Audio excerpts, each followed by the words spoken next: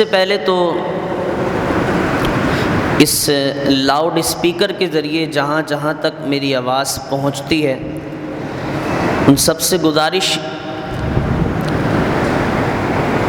کہ ایک حدیث مبارکہ مجھے یاد آ رہی ہے، مفہوماً عرض کروں۔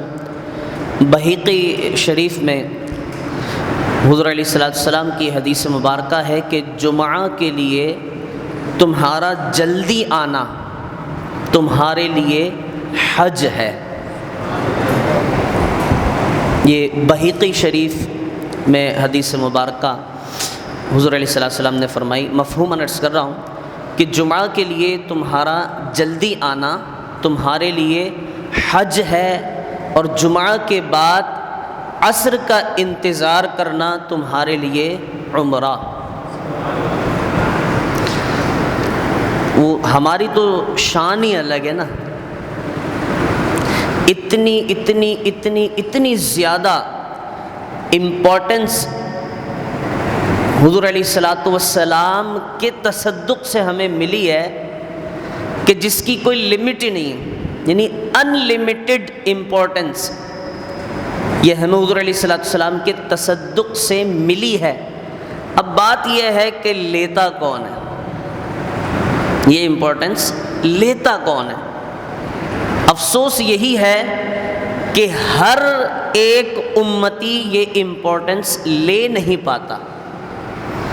وہ کریم ہیں، وہ تو خزانے لٹانے آئے ہیں، وہ خزانے لے کون رہا ہے، بات یہاں پہ آ کے رک جاتی ہے۔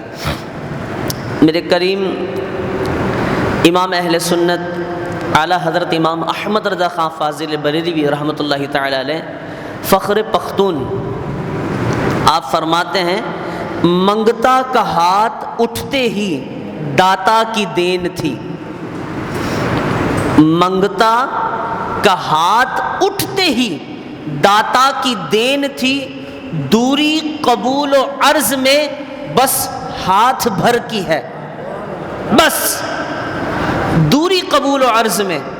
تو بات یہ ہے کہ امپورٹنس جو خزانے وہاں سے لٹائے جا رہے ہیں وہ بے شک لٹائے جا رہے ہیں، لیکن لیتا ہے کوئی۔ بہرحال تو یہ جمعہ کے لیے جلدی آیا کریں تاکہ ہمیں حضور علیہ السلام کی احادیث مبارکہ میں جو فضیلتیں ہمارے حق میں نازل حضور علیہ السلام کی احادیث میں آئیں ان سے ہم مستفیض ہو سکیں، اور پھر اللہ تبارک و تعالیٰ کا اعلان وَذَرُوا الْبَيْعَ کہ خرید و فروخت بند کر دو اور دوڑو جمعہ کی طرف، یہ سورہ جمعہ میں اللہ تبارک و تعالیٰ نے اعلان فرمایا۔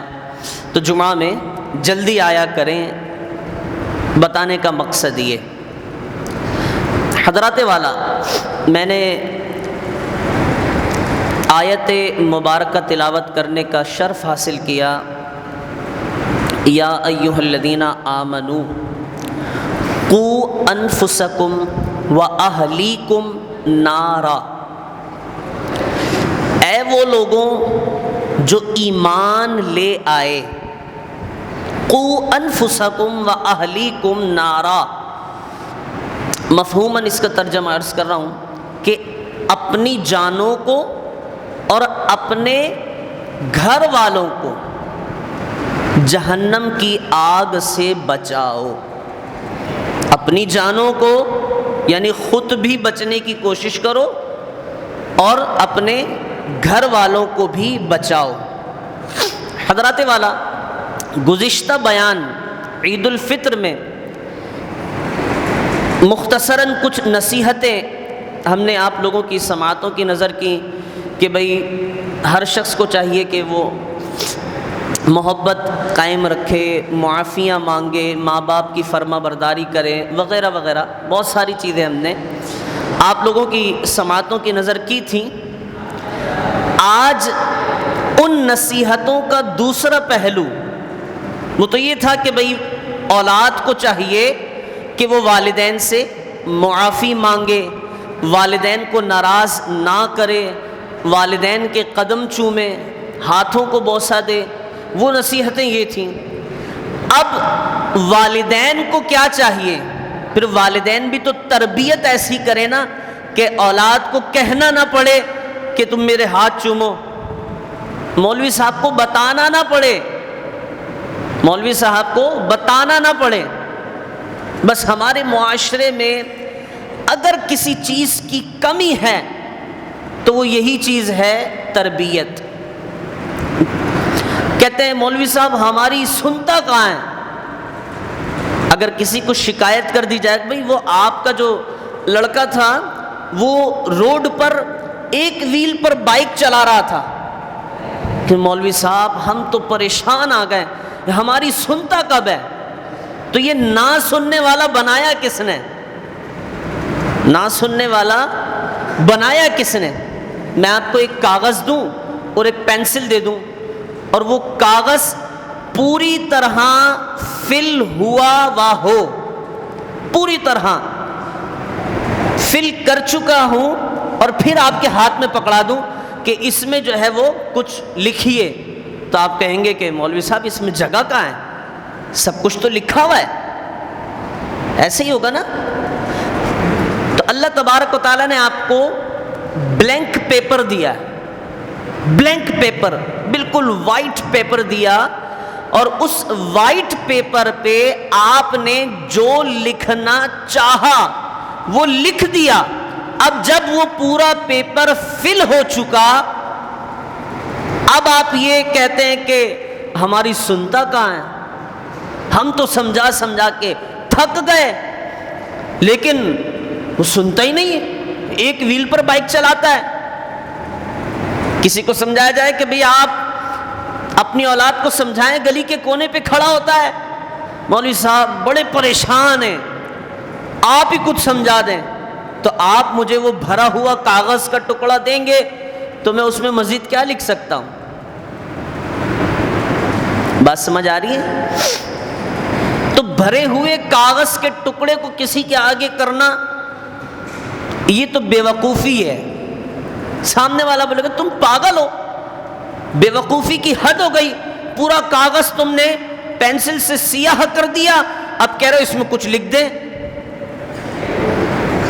بھائی بے وقوف آدمی، آپ نے مجھے دینا تھا یا خود کچھ لکھنا تھا تو آپ نے وائٹ پیپر دینا تھا، بلینک پیپر دینا تھا جس پہ کچھ نہیں لکھا ہوتا، پھر تو کوئی بات ہوتی مزیداری کی کہ ہاں بھائی اس میں ہم نے اپنی مرضی سے۔ اب یہ بات کہ ہماری سنتا نہیں ہے، ہم کیا کریں، سمجھا سمجھا کے تھک گئے، تو جب سمجھانے کا وقت تھا اس وقت آپ نے سمجھایا نہیں، اب جب وہ اپنی مرضی کی سمجھ حاصل کر چکا ہے تو اب آپ کہہ رہے ہیں کہ ہم سمجھا سمجھا کے تھک گئے، سمجھتا ہی نہیں۔ میں نے ایک جگہ ایک قول پڑھا، حضرت علی رضی اللہ تعالی عنہ سے منسوب ہے، بات اچھی ہے لیکن مصدقہ، یعنی کہ بس میں آپ کو منسوب کا لفظ اس لیے استعمال کر رہا ہوں کہ بات اچھی ہے، اور وہاں لکھا ہوا تھا کہ حضرت علی رضی اللہ تعالیٰ، ایک چھوٹی سی کتاب تھی لائبریری میں اقوال زری، تو اس میں لکھا ہوا تھا کہ حضرت علی رضی اللہ تعالیٰ عنہ نے فرمایا اپنی اولاد کی تربیت اس طرح کرو کہ جب پیدا ہو، پیدا ہونے سے 7 سال کی عمر تک اسے اتنا لاڈ پیار دو کہ جس کی کوئی حد نہیں، اور 7 سال کی عمر سے 14 سال کی عمر تک اس پر سختی کرو۔ یہ اولاد کی تربیت کا طریقہ، کیونکہ 7 کے بعد سے بچے کی عقل میں جو ہے وہ اضافہ ہوتا ہے اور وہ اپنی مرضی کے فیصلے کرنے کی کوشش کرتا ہے 7 سال کی عمر کے بعد۔ اسی لیے یہ حکم بھی ہے کہ جب بچہ 7 سال کا ہو جائے تو اسے نیکی کا حکم دو، چل بے نماز پڑھ۔ یہ حضرت عبداللہ ابن عمر یا عبداللہ ابن عمر رضی اللہ تعالیٰ عنہما سے روایت ہے کہ حضور علیہ الصلوۃ والسلام نے فرمایا جب بچہ 7 سال کا ہو جائے تو اسے حکم دو نماز پڑھ، 10 سال کا ہو جائے تو سختی سے بولو، اور جب بالغ ہو جائے تو کان پکڑ کے 2 لگا، بولے چل نماز پڑھ۔ نماز کیوں نہیں پڑھتا؟ بات یہ ہے کہ بچے آتے ہیں مسجد میں، بچے آتے ہیں، شور شرابہ. بھائی کیوں شور شرابہ کیوں ہوتا ہے؟ یقیناً یا تو ان کی تربیت اس انداز میں نہیں ہوئی، یا ان کے والد مسجد میں موجود نہیں ہوتے. دو ہی باتیں، تیسری کوئی بات نہیں. یا ان کی تربیت بہتر انداز میں نہیں ہو سکی، یا ان کے والد خود مسجد میں موجود نہیں ہوتے. یہ دو باتیں. حضرات والا، اللہ تبارک و تعالیٰ نے ہمیں حکم دے دیا کہ اے ایمان والوں، تم ایمان لے آئے، کلمہ پڑھا، مسلمان ہو گئے.